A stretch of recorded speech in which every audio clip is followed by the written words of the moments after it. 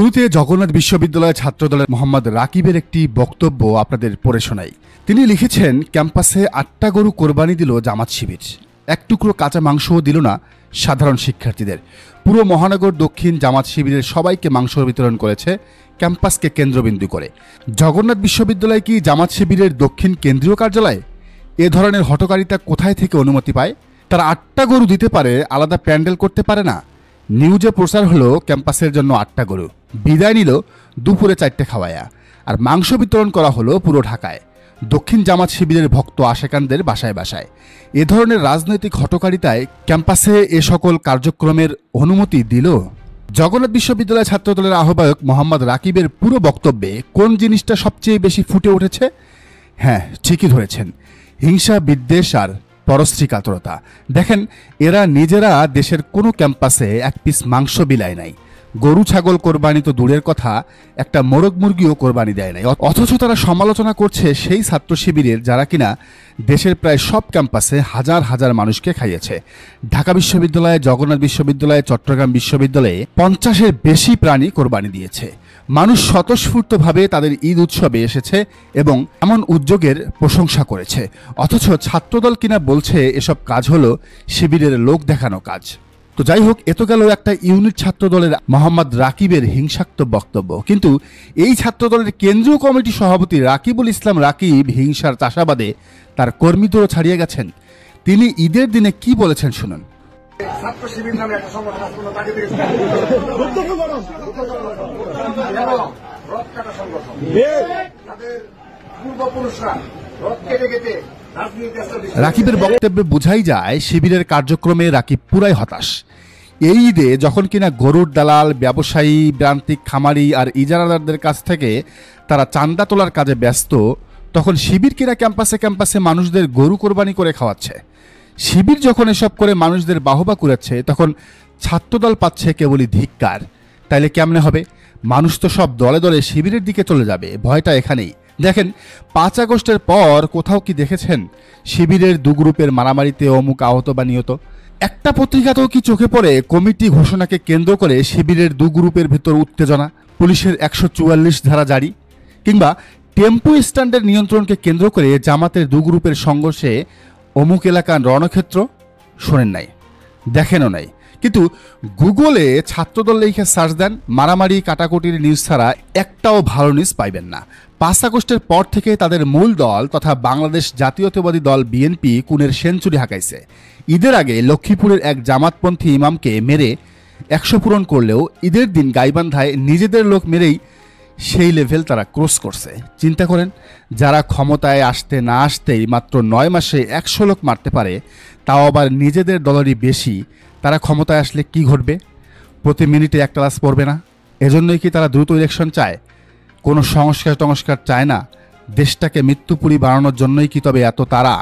অথচ এই বিএনপি আর ছাত্রদল দাবি করে তারা নাকি শহীদ জিয়ার সৈনিক। শহীদ জিয়ার আদর্শে কি চাঁদাবাজি, কোনো হিংসা আর পরশ্রী কাতরতা ছিল? তিনি তো সেই রাজনীতিবিদ ছিলেন যিনি দেশে বহুদলীয় গণতন্ত্র প্রতিষ্ঠা করেছিলেন, সবাইকে রাজনীতির সুযোগ করে দিয়েছিলেন, গ্রামে গঞ্জে গিয়ে সেচ চালু করেছিলেন নিজের হাতে। তিনি একমাত্র সেনাশাসক যিনি তখন এতটাই জনপ্রিয় হয়ে উঠেছিলেন যে তার দল বিএনপি মাত্র 12 বছরের মাথায় ভোটে জিতে আওয়ামী লীগের মতো একটা দলকে 91 সালের ইলেকশনে হারিয়ে ক্ষমতায় এসেছে। এই শহীদ জিয়া শহীদ না হয়ে বেঁচে থাকলে বিএনপির এমন করুণ পরিণতি দেখে আফসোস করতেন। তিনি এই বিএনপি আর ছাত্রদলের বিলুপ্তি ঘোষণা করতেন, ঠিক যেমনটি করতেন শেখ মুজিবুর রহমান। তিনি সত্যি 2024-এর কাউয়া কাদের মার্কা আওয়ামী লীগ দেখে হার্ট অ্যাটাক করতেন। মুজিব জিয়ার ভেতর আর যাই হোক দেশপ্রেমটা ছিল, এদের ভেতর তো তাও নাই। এরা এখন ইন্ডিয়া যা বলে তাই করে, ভারতের প্রেসক্রিপশনে দেশে দ্রুত ইলেকশন চায়। এই বিএনপি আওয়ামী লীগ এখন আর বাংলাদেশ নয়, হয়ে গেছে ভারতের গোলাম। বিএনপি যতটা এখনও টিকে আছে এক খালেদা জিয়া আর তারেক রহমানের কারণে, নইলে এদের কেন্দ্রীয় নেতা দুলু আর বরকতুল্লাহ বুলুরা যা শুরু করছে তাতে এদের ধ্বংস অনিবার্য। কথা শুনে মনে হয় ছাত্রদলের রাকিব নাসিররা তারেক খালেদার অনুসারী নয়, তারা এই দুদু আর বলুদের অনুসারী। তাই তাদের কথাবার্তায়ও কেবলই হিংসা আর বিদ্বেষ। দেখেন, আওয়ামী লীগ আর ছাত্রলীগ যে ভাষায় কথা বলতো, যে অ্যাটিটিউড দেখাতো, ঠিক একই ভাষা একই আচরণ দেখাচ্ছে বিএনপি আর ছাত্রদল। কিন্তু ভুলে গেলে চলবে না, রাজনীতির ধরন আর আগের মতো নাই। মানুষ নারায়ণগঞ্জের শামীম ওসমানকে যেমন গুন্ডা বদমাশ ভাবত, ভয় পেত, এখন বিএনপির জাকির খানকেও ভয় পায়, বদমাশ ভাবে।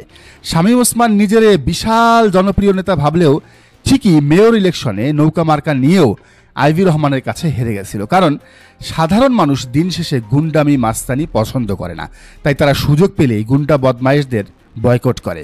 দেশে সুষ্ঠু ভোট হলে শামীম ওসমান এমপি তো দূরের কথা, একটা চেয়ারম্যান হইতে পারত কিনা সন্দেহ। এখন সেই শামীম ওসমানের জায়গা দখলে নিছে জাকির খান। বিএনপি তাকে উৎসাহ দিচ্ছে, জেল থেকে ছাড়াই আনছে, কিন্তু জাকির খানরা বিএনপির কেবল ওগামারা সারাই করতেছে। ভোট বাড়ানো তো দূরের কথা, উল্টা কমাচ্ছে। মিডিয়ায় তার গুন্ডামি মানুষ পছন্দ করতেছে না। সব কিছুর প্রভাব কিন্তু জাতীয় সংসদের ভোটে পড়বেই। মানুষ ব্যালটে ঠিকই তার ঘৃণার বহিঃপ্রকাশ ঘটাবে। বিএনপির তারেক রহমান এসব বুঝেন বলেই বারবার ওয়ার্নিং দিচ্ছেন, কিন্তু বিদেশে থাকায় তার কথা তৃণমূল তো দূরের কথা, সেন্ট্রাল নেতারাই শুনতেছে না। বিএনপি আর ছাত্রদল যখন এসব গুন্ডামি পান্ডামি করতেছে, তখন জামাত শিবির সহ ইসলামী দলগুলো কিন্তু বিপরীত কাজটাই করতেছে। 5 আগস্টের পর শিবিরের প্রোগ্রামগুলো দেখেন, তারা ছাত্রবান্ধব আর মানুষ বান্ধব কাজ করতেছে, অথচ তাদের এখন প্রতিশোধ পরায়ণ হওয়ার কথা ছিল। প্রতিদিন খবরের হেডলাইন হওয়ার কথা জামাত শিবিরের হাতে আওয়ামী লীগ কিংবা ছাত্রলীগ নেতা নিহত। কারণ বিগত 17 বছর এমন কোনো দিন নাই যেদিন লীগ বাহিনীর হাতে জামাত শিবির মরে নাই। এই কথাটাই কিন্তু ছাত্রদল নেতা রাকিবের মুখে বের হয়েছে। সে স্বীকার করছে ছাত্র শিবির রক কাটে না, যদিও সে এই বিষয়টায় তাদের ক্রেডিট নিছে, বলছে তাদের প্রতিরোধের ভয়ে নাকি শিবিরে সব কাজ ছাড়ছে। কিন্তু রাকিবুল ইসলাম রাকিব, এটাই সত্যি, চিরন্তন বাস্তবতা। ছাত্র শিবির কখনো রক কাটে না, কাটে নাই। যদিও তাদের কথাবার্তা আর হুমকি ধামকিতে মনে হয় শিবিরের উপর তারা বিগত দিনে যে নির্যাতন চালিয়েছে তা আবারও ফিরে আনবে, আবারও শহীদ করবে শত শত শিবির নেতাকর্মীদের। কিন্তু শিবির কি চুপ থাকবে? তারা কি হাতে চুরি পরে বসে থাকবে? তাদের নেতাকর্মীরা কি রিয়াকশন দেখাবে না? ছাত্রদল নেতা রাকিব সহ অন্যান্যরা যেভাবে তাদের হুমকি ধামকি দিয়ে যাচ্ছেন, তাতে এর পরিণতি কি হতে পারে? ক্যাম্পাসে ক্যাম্পাসে আবারও কি সেই 2001 থেকে 2006 সালের যে ঘটনা, সেই ঘটনাগুলোর পুনরাবৃত্তি ঘটবে? ক্যাম্পাসে কি খুনোখুনি আবার শুরু হবে? মারামারি আবার শুরু হবে? আবারও সেই সংঘর্ষ হবে? দর্শক, আপনার কি মনে হয়? ছাত্রদল নেতাদের কথাবার্তায় কি এসবেরই ইঙ্গিত পাওয়া যাচ্ছে? তার মানে 24 সালে এসেও দেশে শান্তিপূর্ণ রাজনৈতিক কর্মসূচি কেউ দিবে না? দেশের ক্যাম্পাসগুলো আবারও অস্থিরতায় ভরে উঠবে? আপনার কি মনে হয় জানান কমেন্টের ঘরে। আর এই চ্যানেলে নতুন হলে ও রাজনীতির নিত্য নতুন তথ্য বিশ্লেষণ সবার আগে নির্মোহভাবে পেতে চ্যানেলটি অবশ্যই সাবস্ক্রাইব করে বেল আইকনটি বাজিয়ে রাখুন।